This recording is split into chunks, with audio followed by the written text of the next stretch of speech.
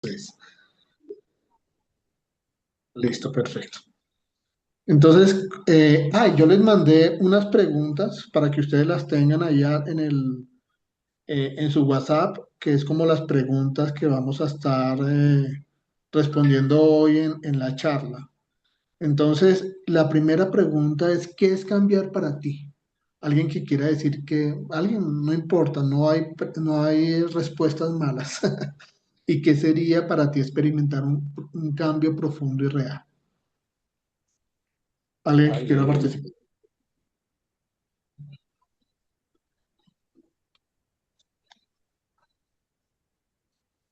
¿Alguien? ¿Nadie?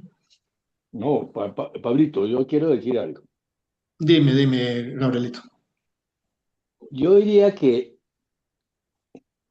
el mundo y la sociedad ha cambiado tanto en los últimos años que como si no supieran qué rumbo tienen.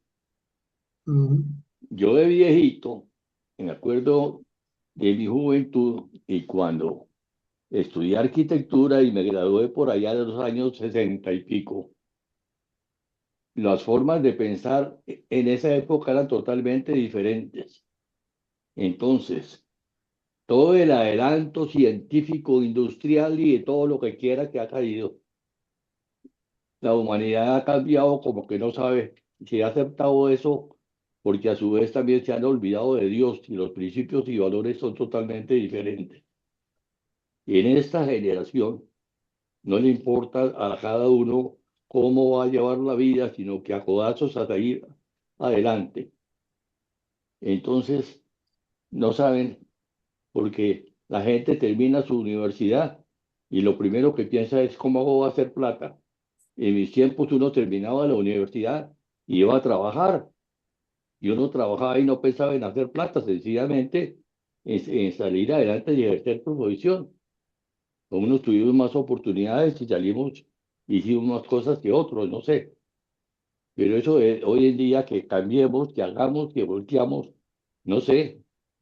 La palabra es la misma hace toda la vida o desde que yo vivo, lo mismo. Igual yo conocí al Señor hace 30 y más pico de años, entonces el Señor me tomó y me cambió todo. Entonces, eso es un cambio para mí, ¿ya? La metayodia que llamaban en esos tiempos, cambiar uno 180 grados para otro lado. Entonces, Ok, ahora que cambiemos, que cambiemos, cómo cambiamos, qué hacemos, que la gente no sabe si es masculino o femenino, que no. Bueno, todo eso es una incertidumbre que yo no entiendo. Gracias, Pablo. ok, gracias, Gabrielito. ¿Qué es cambiar para ti? Alguien que quiera opinar. ¿Qué es cambiar para ti? ¿Qué sería para Chari, ti experimentar? Chari, después Jorgito. Chale, Jorgito. Bueno, eh, para mí cambiar es elegir algo distinto, es soltar Ujú. soltar una realidad, una experiencia de vida con unas costumbres, unos hábitos y unas formas y soltarlas para hacer algo distinto. Algo a veces opuesto, a veces algo solamente un poquito diferente, pero eso creo que es para mí cambiar. Y para mí experimentar un cambio profundo sería que no haya marcha atrás, que no haya forma de volver a lo que en algún momento elegía, sino que ya una vez que elegí algo nuevo, ya no hay punto de retorno. O sea, ya se perdieron las posibilidades de volver a lo anterior y no haya tampoco ningún interés ni ningún deseo de volver a lo anterior. Eso creo que sería para mí un cambio profundo. Gracias, Chale, gracias. Qué interesante. Jorgito. Tienes el micrófono cerrado. Pero para contestar muy simplificadamente a tu pregunta de qué es cambiar, yo diría que es reemplazar actitudes, formas de actuar, dejar atrás nuestras maneras de pensar hoy por unas nuevas, eh, adoptar unos parámetros y unas nuevas disciplinas para para enfrentar la vida. pienso que es muy, solo hablando del hecho de cambiar, no cambiar profundamente ni cambios profundos. Ok, gracias, mi Jorgito. Bueno, qué interesante el libro. Roberto y después Roberto, Clement. Clement. listo. Y entiendo bien, eso se trata es de saber si o por qué somos cristianos, por qué estamos haciendo lo que estamos haciendo. Y imagino que el cambio, entonces, cuando estamos hablando en esa dirección, el cambio empieza a ser profundo, pero hay grandes dudas en saber si, si actuar como estamos actuando está en línea con la voluntad del Señor. O si nos estamos mintiendo, o si sabemos que que lo estamos haciendo mal, o si sabemos que lo estamos haciendo a medias. Eh, pero esas verdades del corazón, sí las sabe Él. Pero creo que tiene que ver es con ese tipo de cambios. Gracias, gracias, Roberto. Qué interesante. Qué interesante.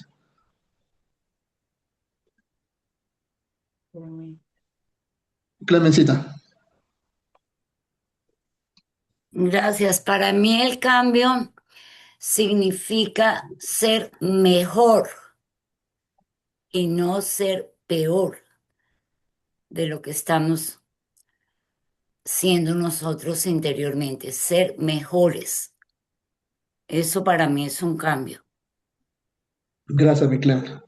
Bueno, el libro nos plantea que muchas personas dicen que cambiar, y voy a colocar acá unos ejemplos, de cambiar es cambiar de, por ejemplo, la persona que ve pornografía ya no ver pornografía. Eso sería un cambio. Otros dirían cambiar es dejar de tomar trago, dejar de embriagarme, dejar de fumar, dejar de mentir, dejar de estar chismoseando, dejar de estar hablando mal con las personas, dejar de enfurecerme con las personas que tengo a mi lado, dejar de decir groserías y bueno, y una cantidad de cosas que, que, que muchas veces pues sabemos que no son buenas, maltratar, chistes de doble sentido, bueno, tantas cosas. Entonces, pero todo esto, el libro plantea que tiene que ver con conductas. Y es cambiar eh, en todas estas apreciaciones, es cambiar en el sentido de dejar de hacer algo malo para hacer algo bueno. Y en términos cristianos es dejar de pecar, dejar de pecar. Entonces aquí viene una segunda pregunta que quiero que cada uno tome unos minutos para preguntarse. Y es qué cosas no has logrado cambiar en tu vida a pesar de haberlo intentado muchas veces. ¿Qué cosas no has logrado cambiar en tu vida a pesar de haberlo intentado muchas veces? Y esta es una pregunta que cada uno se va a contestar de manera personal. No vamos a hablar acá ni a decir qué cosas. Eh, y hay otra pregunta que con relación a cuando ustedes hayan pues analizado y pensado sobre esas cosas que son difíciles de cambiar, ¿cómo te has sentido cuando has tenido éxito, cuando cambiaste o cuando has fracasado en ese intento del cambio? O sea, ¿cómo te has sentido? ¿Y cuál crees que es la causa de tus fracasos al intentar cambiar? Quiero que nos tomemos 2 minuticos, pensamos en esto. Entonces, ¿qué cosas no has logrado cambiar? Piensen ustedes en las cosas que no han logrado cambiar y que muchas veces lo han intentado. ¿Cómo te has sentido ante el éxito o el fracaso en esos intentos y cuál crees que es la causa de tus fracasos al intentar cambiar? Entonces, tomémonos 2 minuticos, o sea, nos vemos a las 7:15. 7:15.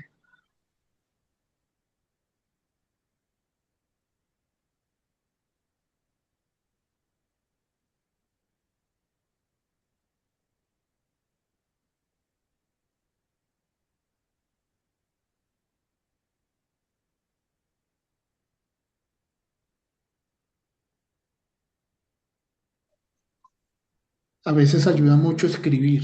Si ustedes tienen la oportunidad de escribir, por favor, escriban lo que ustedes han intentado cambiar y no han podido. Y cuando han sentido eso, entonces escriban, eso les ayuda muchísimo a poder hablar.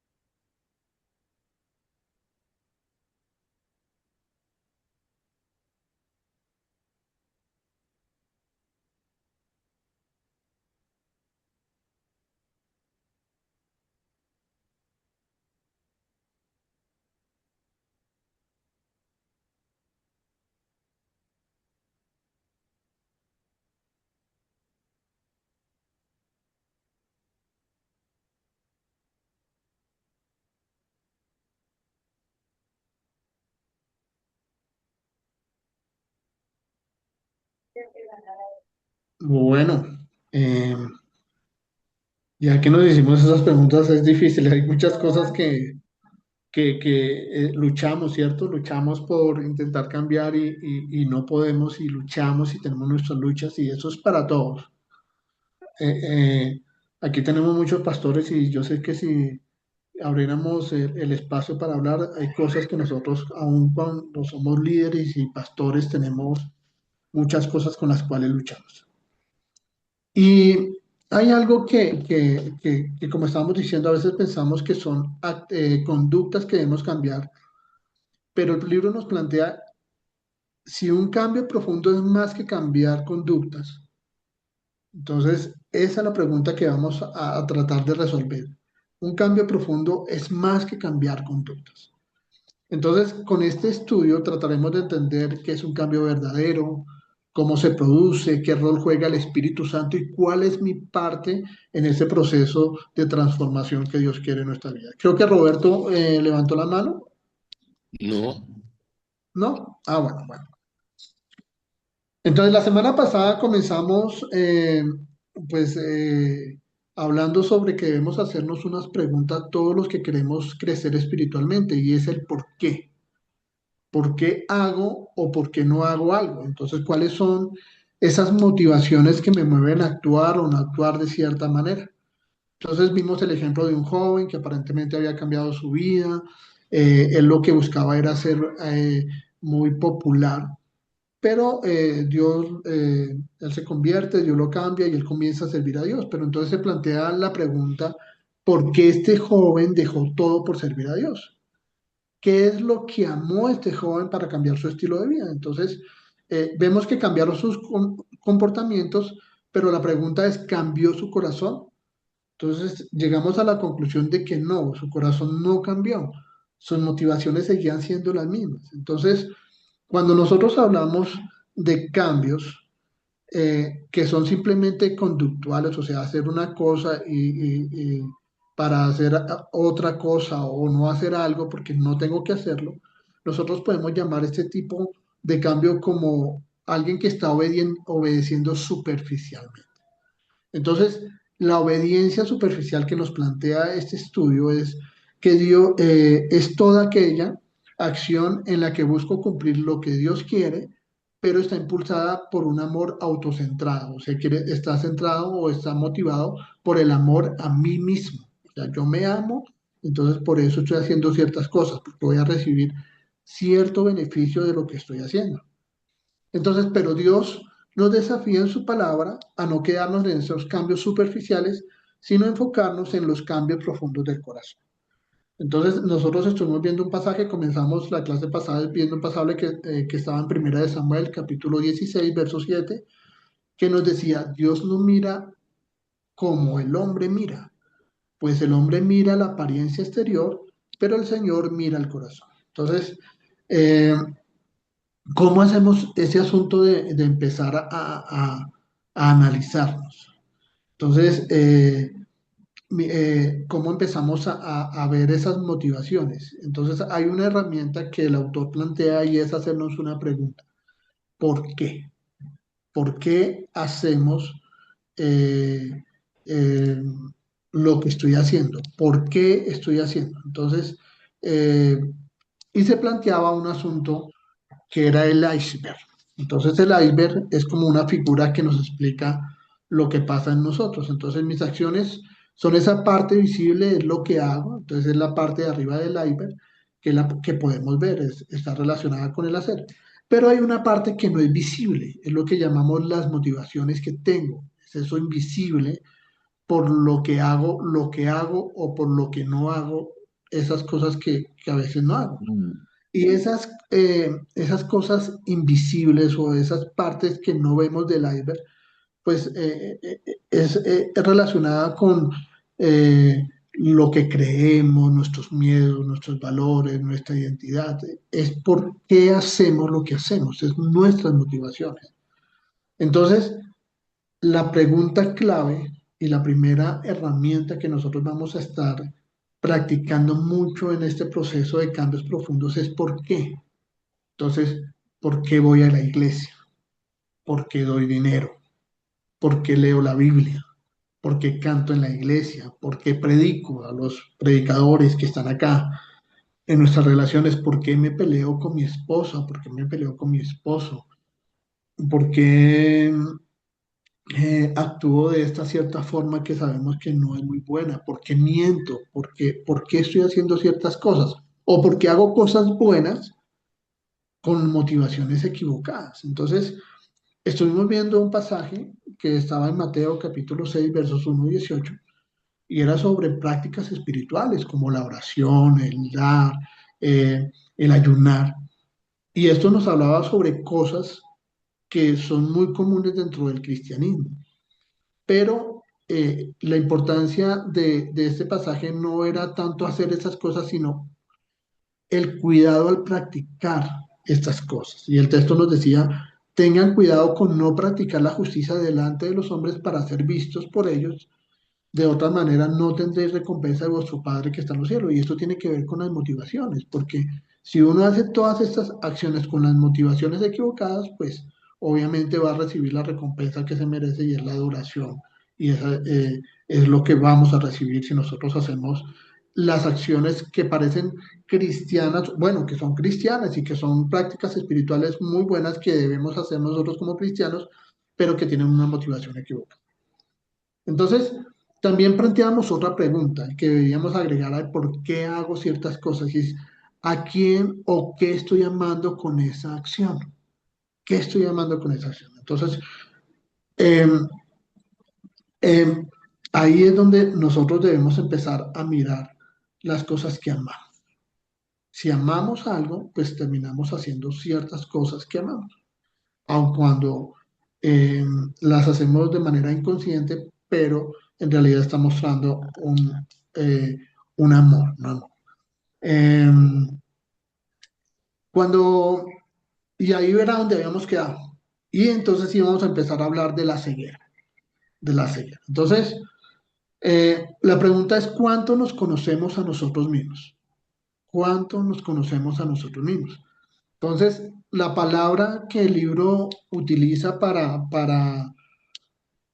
decir o para describir este conocimiento propio es ceguera. O sea, en realidad nosotros creemos que somos muy buenos, pero en realidad no nos conocemos.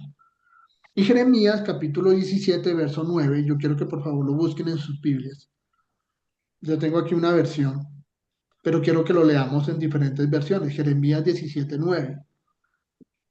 ¿Qué es lo que dice Jeremías 17:9? Dice, engañoso es el corazón más que todas las cosas y perverso. ¿Quién lo conocerá? Engañoso es el corazón más que todas las cosas y perverso. ¿Quién lo conocerá? Entonces, ¿alguien tiene otra versión distinta, por favor, que nos la pueda leer?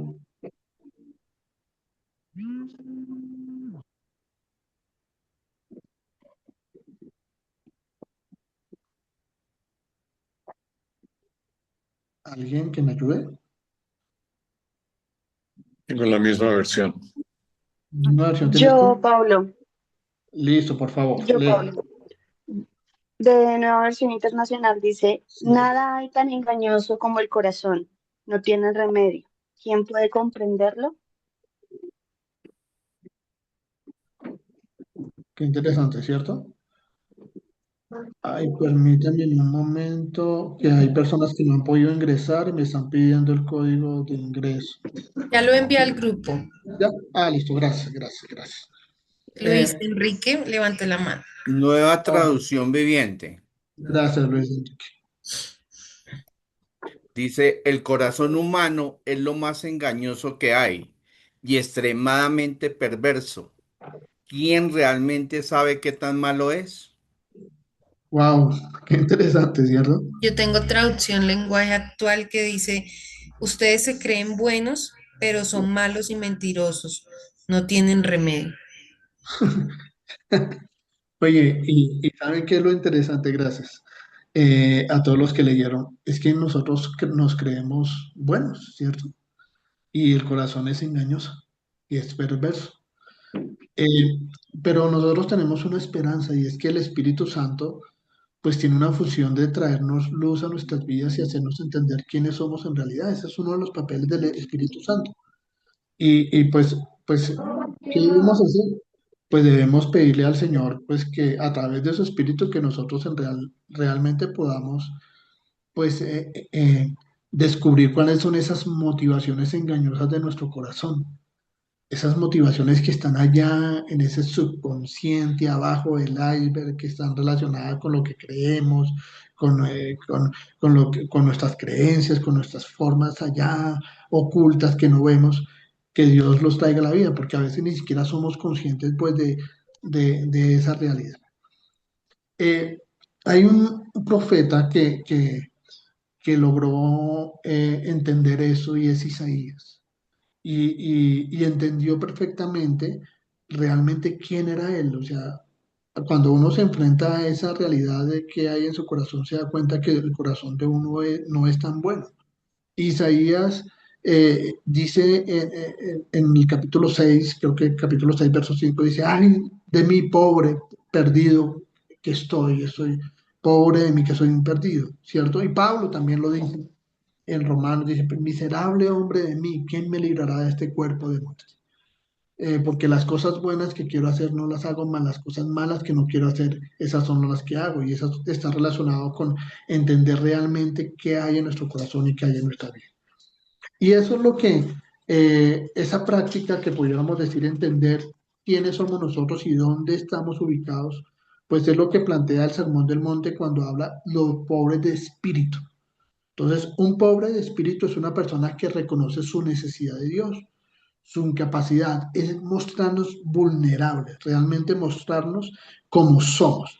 Entonces, nada, absolutamente nada de lo que hagamos, ni nuestros ministerios, ni las obras que hagamos, ni las ofrendas que podamos dar, ni lo buena gente que podamos ser, la caridad, o sea, nada, absolutamente nada puede ganar, pues, lo que, o ganarnos un favor mayor de lo que Dios ya nos ha dado, nada, absolutamente, ni darnos un mejor puesto, nada, absolutamente nada, un valor mayor, nada, absolutamente nada. Entonces, es importante que cada uno de nosotros, pues, comencemos a examinarnos y a mirar cuáles son nuestras motivaciones y cuáles son nuestros deseos más profundos. Es muy importante, porque cuando nosotros vemos eso, pues nos ubica, nos pone nuestros pies en el suelo y nos quita esa idea de que nosotros somos buenos y que los no cristianos son malos, o los que creen de cierta forma son menores a lo que yo soy, o todo el que está fuera de mi esfera cristiana es una persona perversa, una persona mala.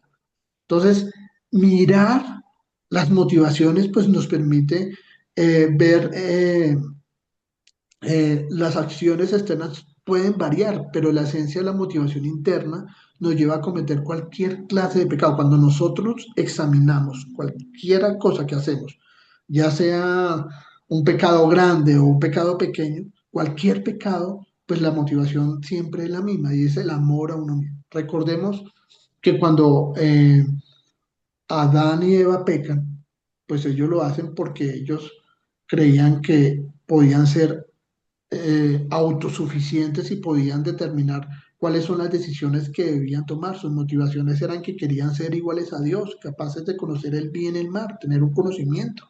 Y era el amor a ellos mismos. Y es el mismo amor a nosotros mismos que nos permite, que hace que nosotros pequemos, que nosotros en nuestro egoísmo, en nuestro egocentrismo, pues terminemos cometiendo pecados que algunos catalogan pecados más grandes y otros pecados más pequeños. Entonces uno dice, no, matar es un pecado demasiado grande, ser homosexual es un pecado demasiado grande, pero es la misma motivación interna que lo hace cometer el mismo un pecado de mentira, que viene siendo igual, en el sentido pues de la motivación interna que hay en nosotros, y es amarnos a nosotros mismos por encima de amar a Dios, que es lo que Dios demanda de nosotros. Entonces, existe la posibilidad que con relación a esto, porque a veces nos creemos demasiado buenos y demasiado perfectos y que ya lo hemos logrado todo, existe la posibilidad que nuestras motivaciones no sean las correctas, que las motivaciones no sean las adecuadas. Entonces, por eso debemos empezar a analizarnos, a examinarnos y pues a mirar si nosotros tenemos una conversión verdadera. Es vital que nos examinemos el corazón. Entonces yo quiero que por favor miremos un pasaje que está en Segunda de Corintios capítulo 13 verso 5. Mientras lo Segunda de Corintios, buscamos, Chari tiene la palabra. Chari. Gracias. Es que para mí también, digamos que escuchar el capítulo que nos enviaste fue muy importante porque también me hizo reflexionar en cómo, claro, este corazón engañoso, ¿no? Que a veces podemos creer que estamos en lo correcto. O sea, a veces yo sinceramente puedo creer que mi motivación es correcta y que realmente no lo estoy haciendo por otra situación, porque yo pensaba en estas dos historias que ya hemos compartido de la señora que no da la ofrenda y al final sí la da, y del hombre que termina siendo este líder tan, sí, tan popular. Y yo creo que tal vez en sus corazones o en sus mentes no había una conciencia de cuáles eran las motivaciones que había. Entonces pensaba cómo esa reflexión y esa observación que tú hoy nos mencionas, ¿no? Como que es tan importante hacer, empezar a reflexionar, a mirarse uno mismo para poder entender sus motivaciones, tiene que estar acompañada del discernimiento del Espíritu Santo. O sea, al final, el Espíritu Santo tiene que ser el que esté a uno mostrándole que de pronto se está equivocando y que no se está dando cuenta. Gracias, Michelle. Qué bonito lo que tú dices. Y la importancia del Espíritu Santo es un papel importante pues en estos cambios profundos que el Señor nos está pues invitando a tener en nuestras vidas. Entonces vamos a leer Segunda de Corintios 13:5, por favor. ¿Quién la tiene, por favor? Acá. Examinó. David. ¿Yo puedo? Sí, dale. Sí, claro, claro que sí. Segundo de Corintios 13:5. Pónganse a pensar en su manera de vivir y vean si de verdad siguen confiando en Cristo. Hagan la prueba y si la pasan es porque Él vive en ustedes. Pero si no confían en Cristo de verdad es porque Él no está en ustedes. Qué bonito. Otra versión, por Luis favor. Enrique. Sí, palabra de Dios para todos. Examínense a ustedes mismos y pónganse a prueba para ver si están firmes en su fe. De seguro ustedes saben que Jesucristo vive en ustedes a menos que no pasen la prueba. Y durísima, esa palabra es durísima. ¿Alguien Jorge. tiene otra versión? Jorgito, por favor. Poneos a prueba para ver si estáis en la fe. Examinaos a vosotros mismos. ¿O no os reconocéis a vosotros mismos de que Jesucristo está en vosotros, a menos de que en verdad no paséis la prueba? Eso es versión de Biblia de las Américas. Biblia de las Américas. Wow, qué duro, ¿cierto? Porque existe la posibilidad de que no hayamos experimentado una verdadera conversión. O sea, este pasaje nos está diciendo, oiga, examínense si ustedes en realidad son cristianos o no son cristianos. Y es que hay otro pasaje que está acá, no lo vamos a leer. Bueno, alguien que lo lea, Mateo 7, 22 y 23. Y es que este pasaje nos habla en el final de los tiempos, ¿cierto? Y está haciendo un juicio a las personas que trabajan en la obra del Señor. Y pues hace un llamado especialmente a los que sirven en la obra. Por favor, alguien que lo lea, Mateo 7, 22 y 23, por favor, de una sola persona que lo lea, no en cualquier versión. Yo lo tengo aquí. Dime. Dice, muchos me dirán en aquel día, Señor, Señor, ¿no profetizamos en tu nombre y en tu nombre expulsamos demonios e hicimos muchos milagros? Entonces les diré claramente, jamás los conocí. Aléjense de mí, hacedores de maldad. Gracias, Shari.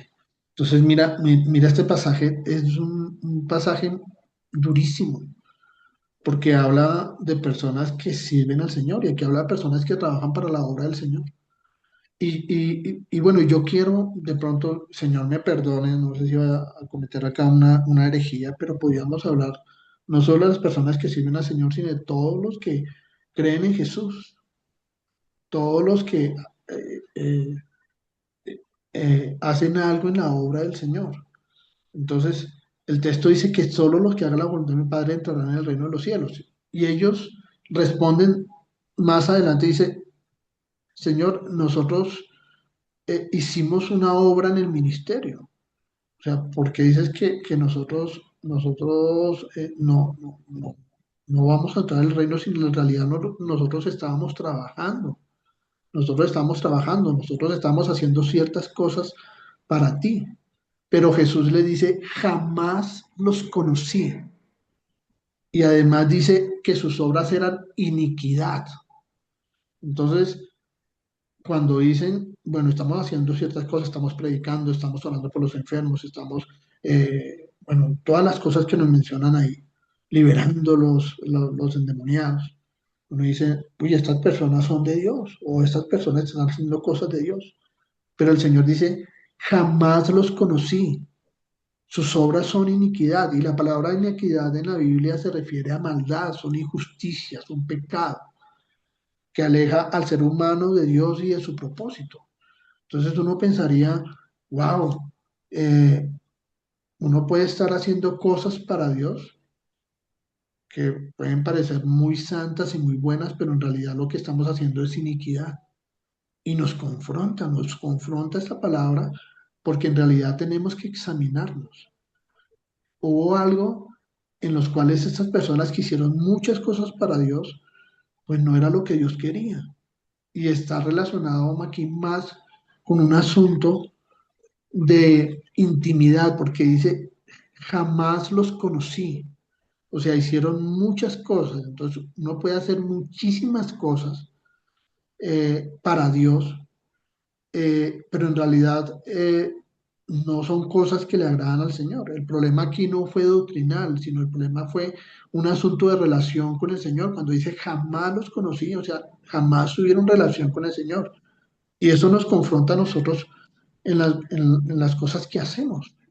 O sea, en realidad, cuando hacemos algo, eh, sí estamos haciendo las cosas con las motivaciones correctas y con el deseo de agradar al Señor.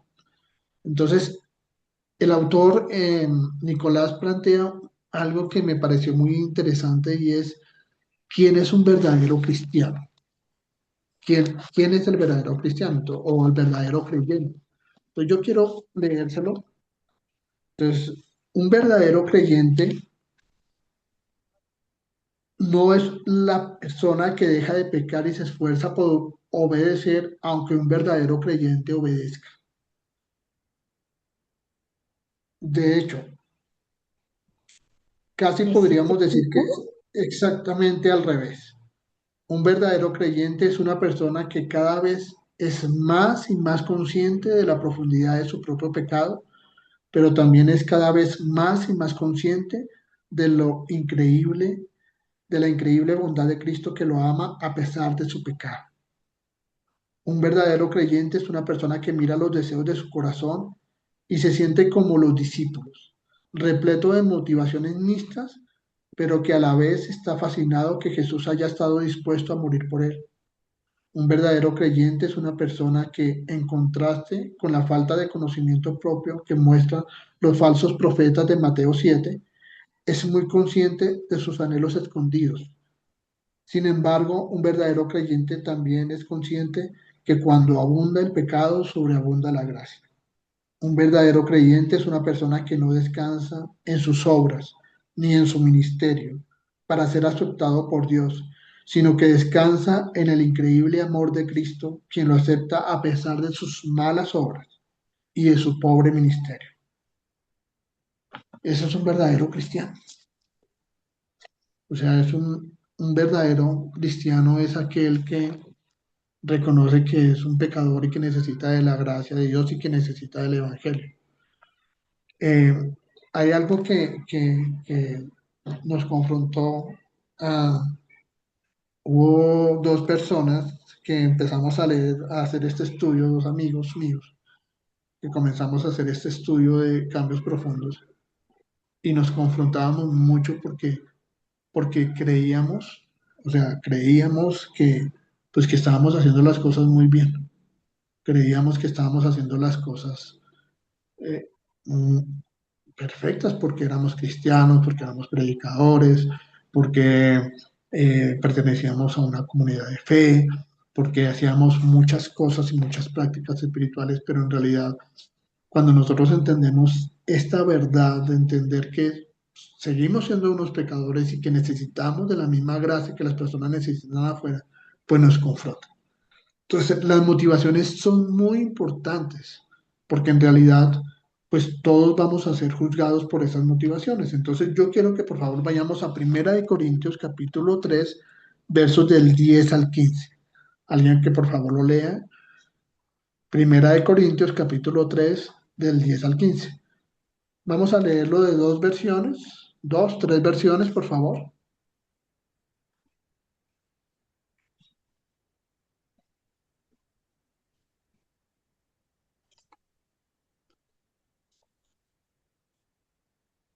Leo TLA. Sí, por favor. Dios, por su bondad, me permitió actuar como si yo fuera el arquitecto de ese edificio. Y yo, como buen arquitecto, puse una base firme. Les di la buena noticia de Jesucristo. Luego, otros construyeron sobre esa base, pero cada uno debe tener cuidado de la manera en que construye, porque nadie puede poner una base distinta de la que ya está puesta, y esa base La es señora es Jesucristo. peruana.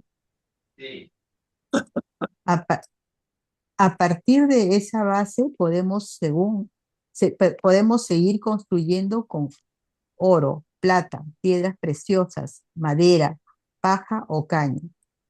Pero cuando llegue el fin del mundo, Dios pondrá a prueba lo que cada uno enseñó.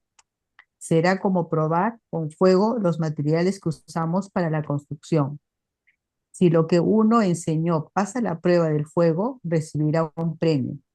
En cambio, si no pasa esa prueba, lo perderá todo, aunque él se salvará como si escapara del fuego. Ok, gracias, gracias. ¿Quién está hablando? Es que no estoy viéndolos acá. Luis Enrique, levanta la mano. Listo, Luis Enrique. Palabra de Dios para todos. Yo senté las bases de esa casa como un hábil constructor, gracias al don que Dios me dio. Pero hay otros que construyen sobre esa base. Cada uno debe tener cuidado de cómo construye. La base de todo ya está construida y nadie puede construir otra porque esa base es Jesucristo. Algunos construyen sobre esa base con oro, plata, piedras preciosas, madera, cañas o paja. Pero en ese día El trabajo de cada uno se dará a conocer como realmente es. Ese día habrá fuego para poner a prueba su trabajo y para demostrar la calidad de lo que cada cual ha hecho. Si lo que alguien construyó resiste el fuego, ese constructor recibirá su recompensa. Si su construcción se quema, sufrirá pérdidas. Él se salvará, pero como alguien que escapa de un fuego. Qué interesante. Bueno, gracias. Em, Aquí nos está hablando de, pues, de ciertas cosas, o sea, edificar, ¿cierto? Y unos premios que nosotros vamos a recibir, pues, en la eternidad, y que van a ser probados, ¿cierto? Van a ser probados. Y está hablando de edificación, o de la palabra, o de cimientos, que pues el cimiento ya está hecho en Cristo, pero está hablando sobre motivaciones. Y el autor me hace caer en cuenta de por qué habla de motivaciones y está relacionado con un versículo que está en el capítulo 4 verso 5 y está relacionado con el asunto de que eh, el tipo de obra que fue. Entonces, eh, hay cosas que nosotros podemos hacer con las motivaciones que no son las correctas. Entonces, Dios se va a encargar a través de esas pruebas saber qué clase, qué calidad eran esas cosas o esas motivaciones con las cuales nosotros estábamos actuando. Entonces vamos a leer Primera de Corintios 4:5, por favor. Primera de Corintios 4:5.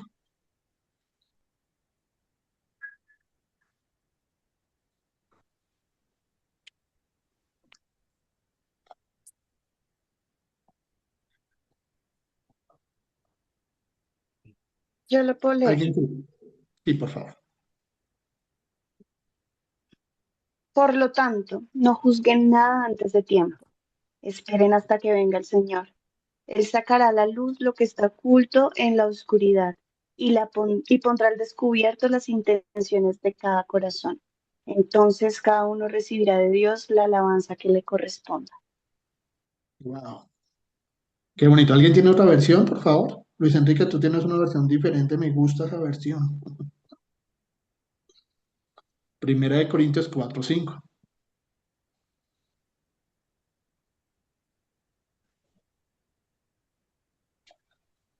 Perdón, estaba hablando con el micrófono apagado.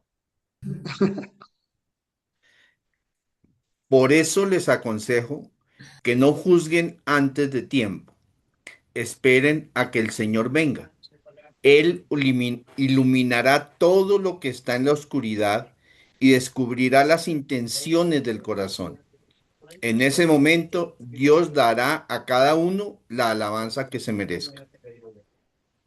Qué interesante eso. Entonces, Dios en realidad mirará las motivaciones con las cuales nosotros hicimos lo que hicimos y nos va pues nos va a analizar y nos va a tener en cuenta esas motivaciones con las cuales nosotros hicimos las cosas.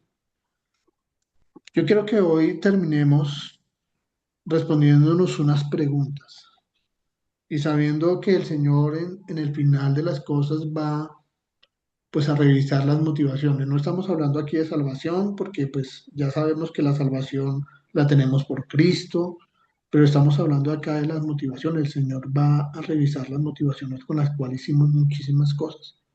Las va a probar. ¿Cuáles fueron esas motivaciones que nosotros hicimos y nos va a dar un premio? Entonces ahí va a ser el premio, va a ser el tema si va a ser un premio de oro, de plata, de piedras preciosas o va a ser un tipo de premio de madera, de heno, de paja que se consume. Entonces, qué bueno que nosotros podamos analizar cómo estamos eh, realizando lo que hacemos o lo que no hacemos para el Señor. Yo quiero que respondamos las últimas preguntas que tenemos ahí en el cuestionario que les envié y es para que tomemos un tiempo antes de terminar la reunión y es ¿cuál consideras que es tu mayor lucha ahora mismo? Miremos, ¿cuál consideras que es tu mayor lucha ahora mismo? Cada uno va a pensar en eso. Vamos a tomarnos 2 minutos 2 minutos para pensar cuál crees que es tu mayor lucha. Y lo piensas, por favor, escríbelo en un papel y después lo rompes y tú dices, no, es que no quiero que nadie lo lea, pero por favor, escríbelo.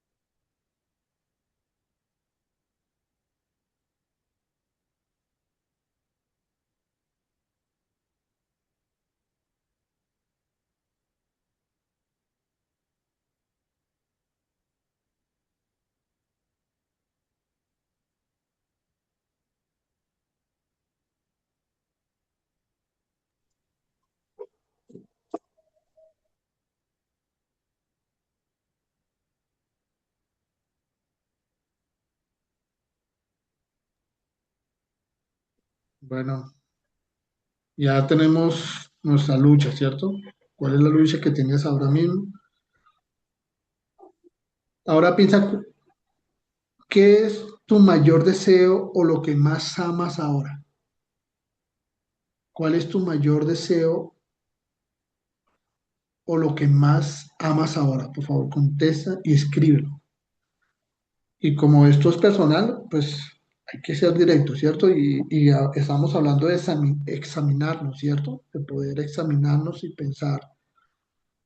Y si no lo logras ahorita entender, pídele al Espíritu Santo en este momento, Señor, muéstrame qué es lo que más amo, qué es lo que más estoy amando.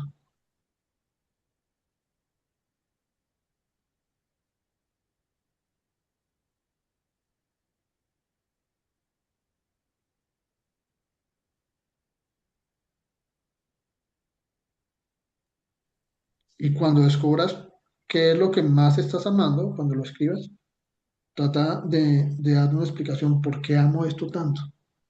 Esto nos va a dar como una guía para entender un poco acerca de las motivaciones que tengo.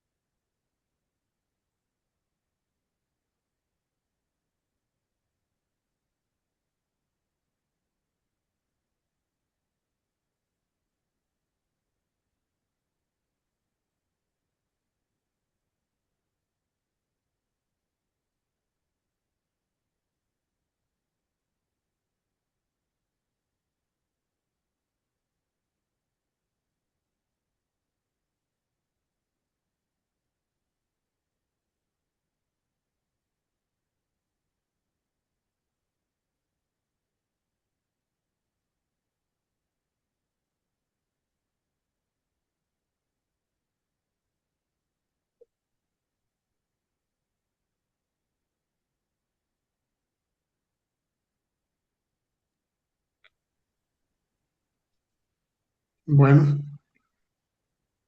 ¿qué les parece si oramos para terminar hoy?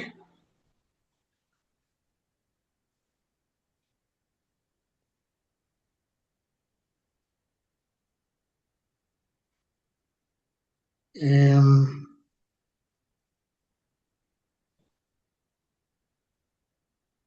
digámosle al Señor que nos ayude, ¿cierto? Que nos ayude al momento de estamos mirando sobre si nosotros tenemos cambios superficiales o no, ¿cierto? Entonces, que Dios nos ayude, que al examinarnos, que su Espíritu Santo nos ilumine para entender nuestras verdaderas motivaciones. Señor, te damos muchas gracias por este tiempo, Señor. Gracias por todo lo que nos enseña, Señor, pues a través de tu palabra, Señor, que nos confronta, pero también a través pues, de las enseñanzas de Nicolás, Señor, a través de este libro. Te pido, Señor, que cuando nos examinemos, Señor, podamos entender, Señor, y comprender cómo está nuestro corazón y las motivaciones, Señor, que por las cuales hacemos o no hacemos ciertas cosas. Ayúdanos, por favor. Y te pido, Señor, que abras nuestra mente, nuestro corazón, Señor, para amarte a ti con todo el corazón realmente y para dejar tanto egoísmo y amarnos a nosotros de manera egocéntrica, Señor, por favor. Te doy muchas gracias. Ponemos nuestras vidas delante de ti en el nombre de Cristo Jesús. Amén y amén.